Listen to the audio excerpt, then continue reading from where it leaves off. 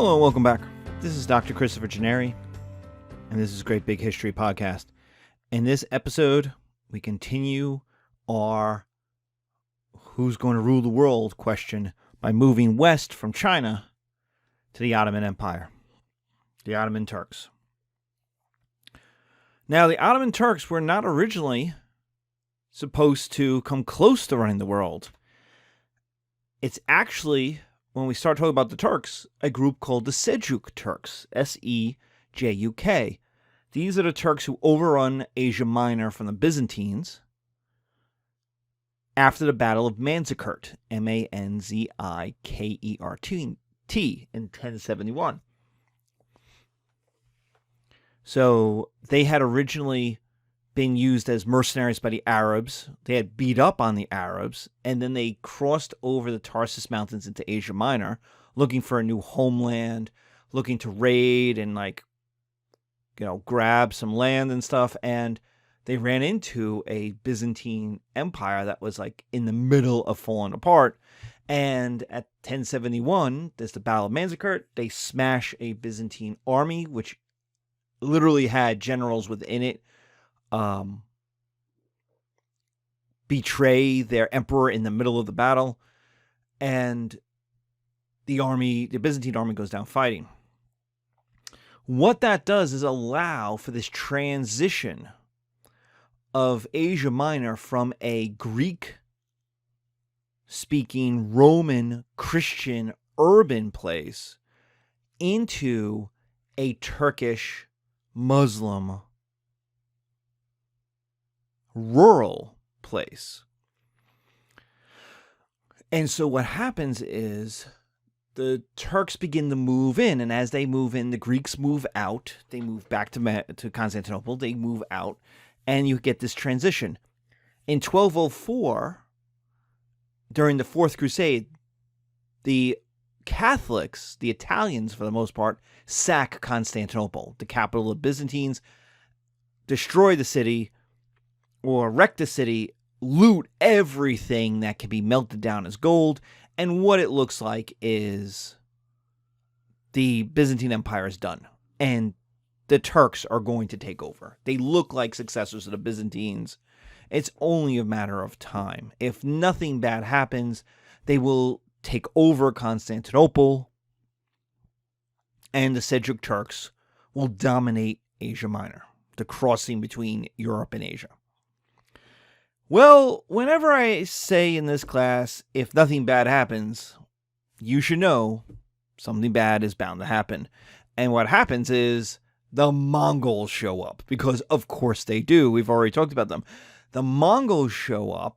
They had wrecked the Middle East, the Arabs, and the Arabs basically said, yeah, you think we're tough. The Turks are even tougher. They're over the mountains. And the Mongols are like, oh yeah, we'll see about that. They cross over the mountains and smash the Seljuk Turks. Now, that had to have been a weird situation, because the Mongols are Turkish-speaking peoples. They're related, and they have East Asian Turks in their army. They're not all Mongols. That was one of the big alliances that Genghis Khan will do. He'll bring in these East Asian, Central Asian Turks.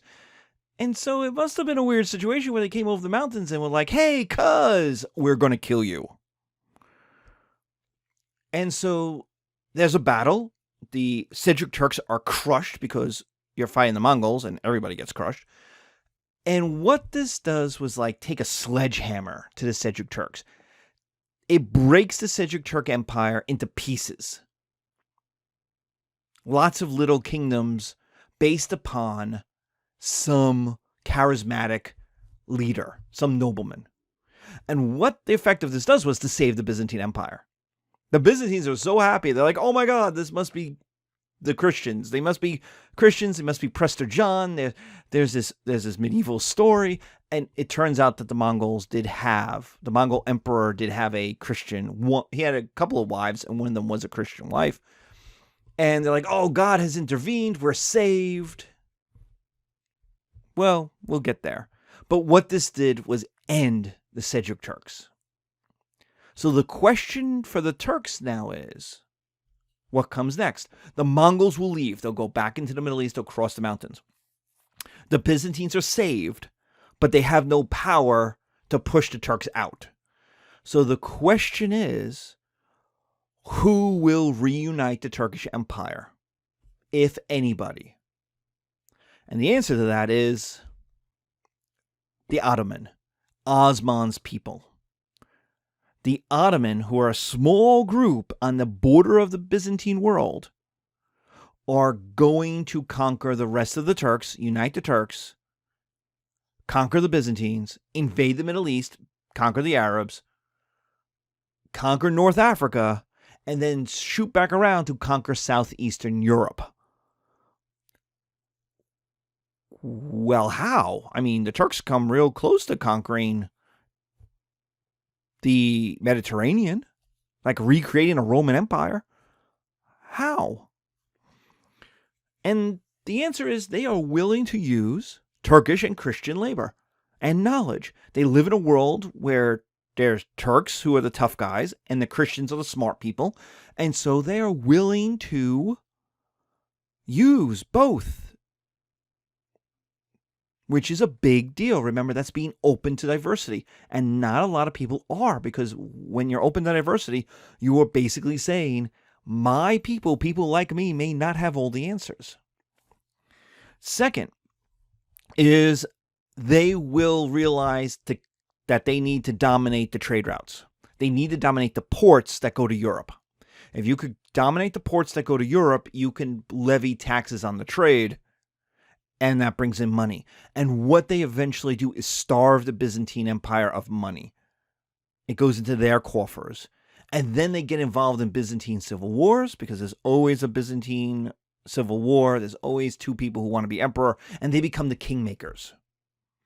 They'll help one group after or another, and when they help a group, they get something for that. So with this money and with this education, they are able to build an army that then whacks Christian kingdoms in Europe, and then hire Christian soldiers, European soldiers, to come back to Asia and whack other Turkish groups. So they're jumping back and forth between Asia and Europe, whacking enemies in Asia Minor or in Balkan Europe, in southeastern Europe, depending on who they're at war with at the time. So had the Europeans in southeastern Europe and the Turkish tribes in Asia Minor ever united, the enemy of my enemy is my friend, the Ottoman Turks might have been destroyed and never become powerful. But they didn't. They each fought the Ottomans separately, and so the Ottomans were able to use one against the other.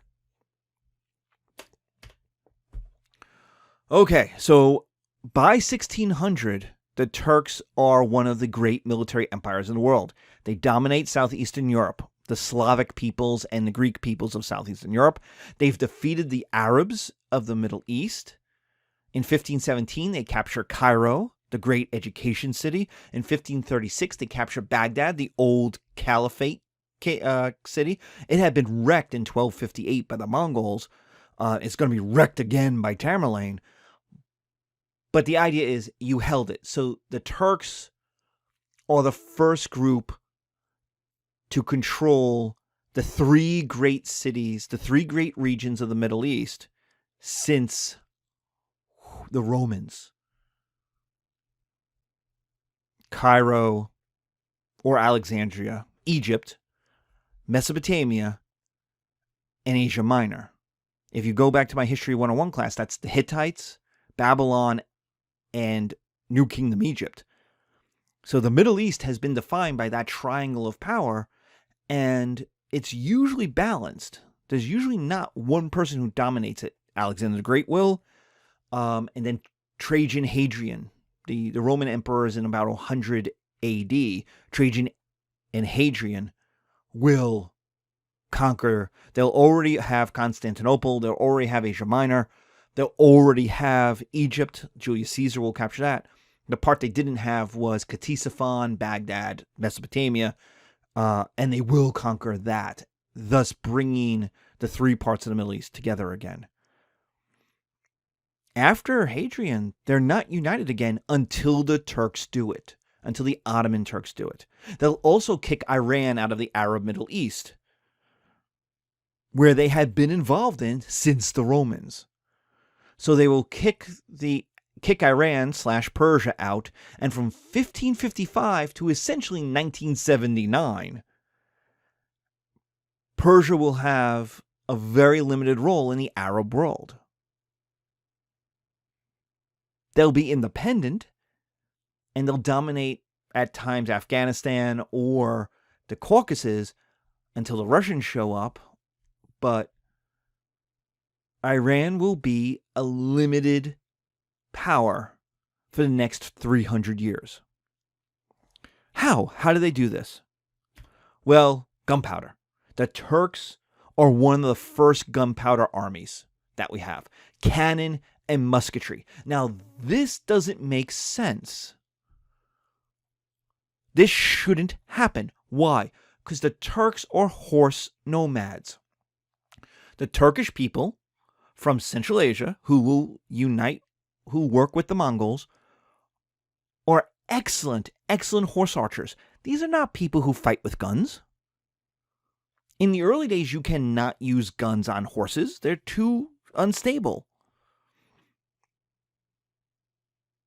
And cannon, you need foundries, you need gunpowder, you need chemistry, you need factories to make all this stuff.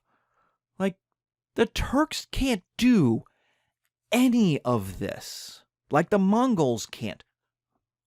They need settled, civilized people who have the infrastructure to build this technology for them. So what are the Turks willing to do? Like the Mongols, they are willing to hire people. They will modernize the Byzantine and the Arab university systems.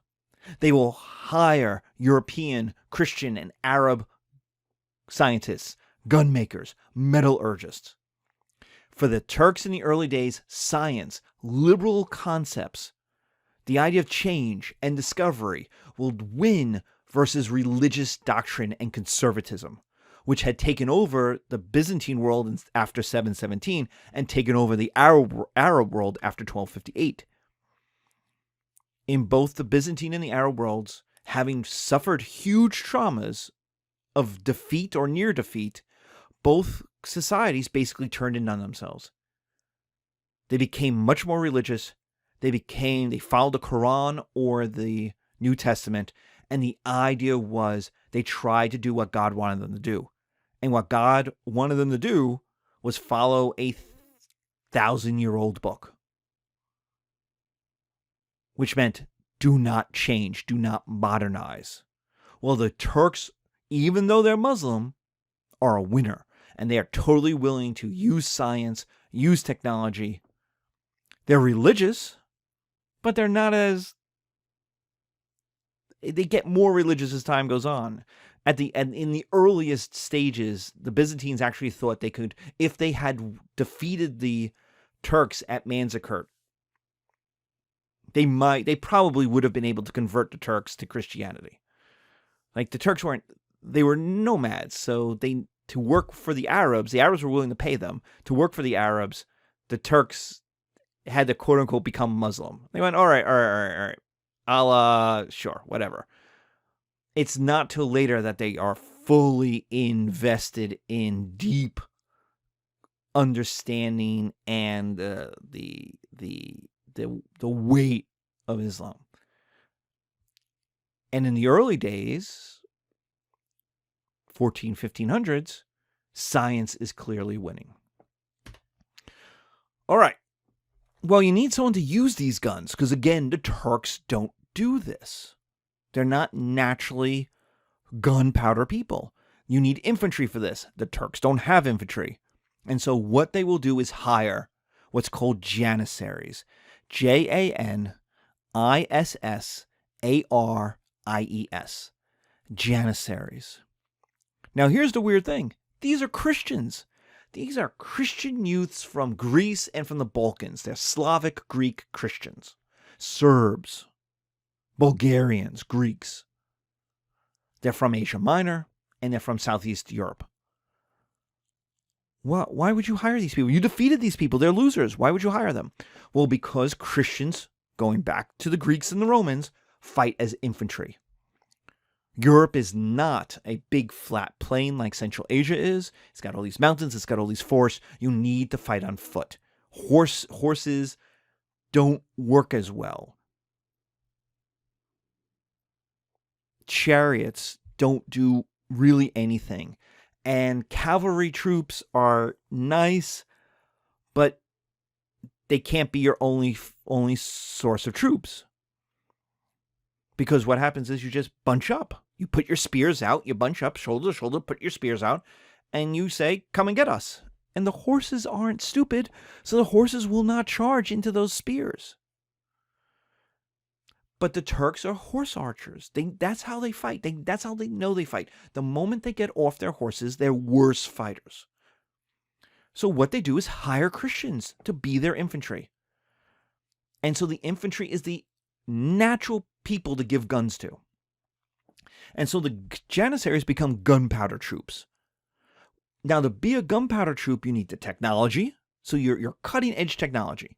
You need education. You need to know how gunpowder is made, how it works, how you use this technology, and you need discipline because they have to shoot together. Guns are very inaccurate. There's no sniper guns in the earliest days, in the 1500s, in the early 1600s. You need discipline. They have to fire together. They have to work together. They have to load together. We're going to see this. Well, we're going to do a little bit with the Swedes, but this is the thing that the Swedes in Gustavus Adolphus's time in the 1620s, 1630s gets. The Swedes become expertly disciplined so they can march together. They could fire in a salvo together. They could reload together in rows and rows and rows and keep this constant barrage going. Most troops in the Middle Ages can't do that. Most troops are independent. Knights are completely independent. They fight their own fight. They're not going to take orders from somebody else. So what the Turks build between their horse archers and their Janissary gunpowder infantry is the best army in the world. The Janissaries become the best troops. They are the most disciplined. They're the most technologically advanced. And because of that, they become privileged and elite. And they become politically and economically important. In fact, they replace Turks in a lot of ways because the Sultan can trust them. Other Turks want to take over. They might want to be Sultan. Christians can't. Christians are always going to be this thing, this Janissary. So what you do is you hire them to be your Secretary of State. What you do is hire them to be your governors because you know they're loyal, because they're working for pay. While other Turks who are related to the Sultan may go, hey, I'm the Sultan's cousin. I could be Sultan. All I need is something bad to happen to the Sultan. All I need is something not to work. All I need is for an army that I control to not show up when it needs to show up. See, this is how what happened to the Byzantines. But this is the idea, is you can trust the foreigners because the foreigners can't become the highest level. The third thing the Turks are willing to do is turn Constantinople into a trade capital again. Now, this is big because the Arabs aren't. The Arabs build new cities. They don't take Ctesiphon and turn it into a capital. They build Baghdad. The Arabs don't take Alexandria and turn it into a capital. They build Cairo. They don't take Carthage and turn it into a capital. Or New Carthage in Spain and turn it into a capital. They build Tunis in Tunisia, in North Africa, instead of rebuilding. The Arabs are always aware that there's something a little humiliating if you're the God's chosen people, because remember, Muhammad is an Arab, and you're living in a Christian city. Even if you put the Muslim, art up, it's still clearly a Christian Roman city. And so the Arabs were aware of, that's a little humiliating. Let's start over. The Turks, on the other hand, are not an urban people. They are not they're horse people. They're rural horse people. And Constantinople was at one time the greatest city in the whole wide world. And so they are willing to rebuild it and turn it into a capital. Instead of building a horse Turkish capital, what may become Ankara, for example, in the middle of Anatolia, in the middle of Asia Minor, they turn Constantinople into Istanbul, into a Turkish Muslim city. They take all this Christian stuff and they rebuild it, and they turn it into Islam. They are showing through this that they are building on top of the Byzantines. They are not afraid of the Byzantines. They're not afraid of the Romans. They're going to build on top of it, but they're going to make it their own. They are willing to hire the best and the brightest. Arabs, Persians, Africans, Christians. Muslim, not Muslim. Now, if you want the best jobs, you should be a Muslim. So even the Christians will be like, well, I'll be a Muslim for a little while. This is literally how Constantine built Constantinople. He's like, look, anybody can be hired, but the best jobs and the most money go to Christians.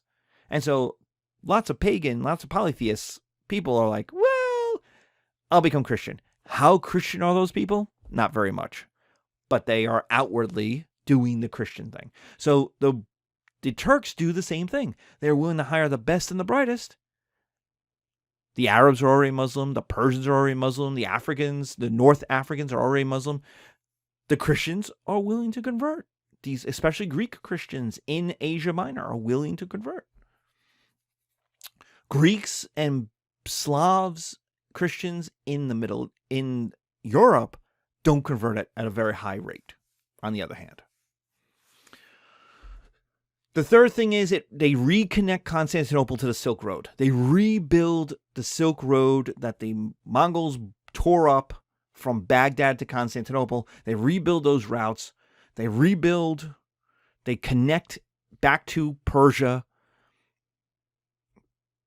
They build the navies in the Mediterranean. They conquer Syria, Lebanon, and Palestine away from the Crusaders. So that cuts the Italians off from the Silk Road trade. So all trade, the end of the Silk Road goes right through the Ottoman Empire, whether it goes through Baghdad to Constantinople, which is now Istanbul, so it's Baghdad to Istanbul, or from Baghdad, again, this is Mesopotamia, so it comes into Persia to Baghdad. From Baghdad, you used to go to Constantinople with Constantinople until Constantinople got wrecked, and then it went from Baghdad to the ports in Lebanon and Syria. That's where the Italians were. Well, the Turks conquer those cities, so it doesn't matter if the trade goes to those cities or Istanbul. That's all owned by the Turks. So the Turks are turning wholesale into retail, and they're going to make the most money. So they replaced the Italian colonial crusader cities. So the Turks have power, knowledge, and economics all on their side. So do they have what it takes to conquer the world? Yeah. Yeah, they do. And they're going to come real close to conquering Europe. 3 times they're going to invade Central Europe. They're going to crush the Hungarians in 1529. They're going to lay siege, or 1526, excuse me. They're going to crush the Hungarians in 1526. They're going to lay siege to Vienna in 1529, and they're going to do it again to Vienna in the 1680s. Now, why does Vienna matter? Vienna is the capital of Germany. It's the capital of the Habsburg Empire. It's in many ways the most important city in Central Europe. So the very fact that you're laying siege to those cities means you've conquered about half of Europe. Most of the eastern half of Europe, 40% of Europe. So in our next episode, we're going to talk about the collapse of the Ottoman Empire, because we're not Turks. We don't speak Turkish. The Ottomans do not conquer the world. Why not? They come close. They could have. In 1600, or at least in 1520, in 1526, the Ottomans probably are the richest, most powerful people in the world in 1526. Europe is about to rip itself apart with the Reformation. The Ming are turning in on themselves. Africa has, West and Eastern Africa have, Eastern Africa is still trading with the Arabs, but the Arab world has dried up because of the Mongol conquest and Tamerlane's destructions, and West Africa has broken apart with the end of the Songhai empires. So it's the Ottomans, man. The Ottomans are the only people in 1526 that have the size, the education, the technology, the science, and the wealth, and the outlook to conquer the world. So in 1526, the Ottomans look like they're going to conquer the world. Why don't they? And that's what we're going to do next. Thank you very much. Take care.